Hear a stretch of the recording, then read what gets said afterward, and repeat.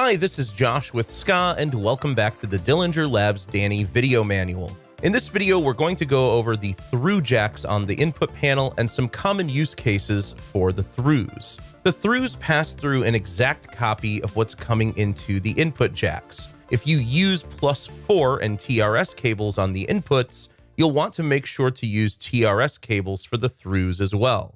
Avoid using TS cables on the throughs here because this will unbalance Dani's inputs and your signal level will be cut in half. So if you're using TRS inputs, use TRS for the throughs. If you're using -10 and TS cables on the inputs, you can use either TRS or TS cables for the throughs. Probably the most common use for the throughs is to daisy chain multiple Danis together. For example, when you're working in Skaa Pro mode, this lowers your max number of receivers to 2, but you get the upside of only 19 milliseconds of fixed latency. If you need more than 2 receivers in Skaa Pro mode, you can simply connect the throughs on Dani to the inputs on another Dani. Now you can bond 2 receivers to Dani number 1 and 2 more receivers to Dani number 2. And if you need more receivers than that, just daisy chain another Dani for 6 total receivers in Skaa Pro mode. And you can double all of these numbers if you're working in standard Skaa mode.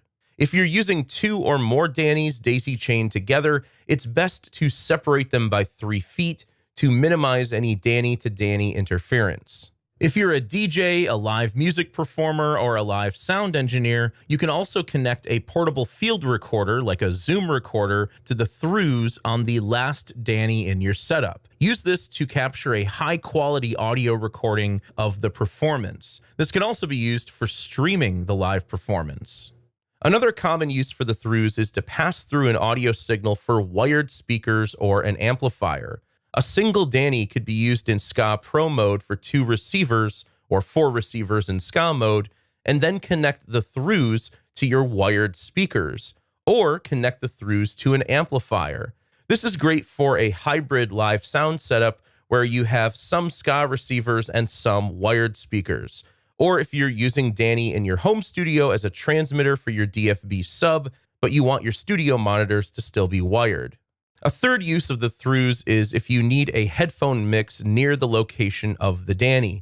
Even though you'll hear audio when plugging headphones directly into Dani, it's not recommended. However, you can plug a headphone amplifier into the throughs to boost the signal and give you volume control.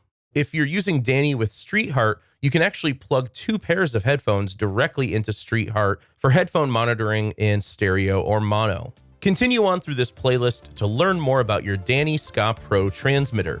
Head over to skaa.com or skaastore.com to learn more about the Skaa wireless audio standard, shop additional accessories and cables available for use with Dani, and explore the wide range of available Skaa transmitters and receivers.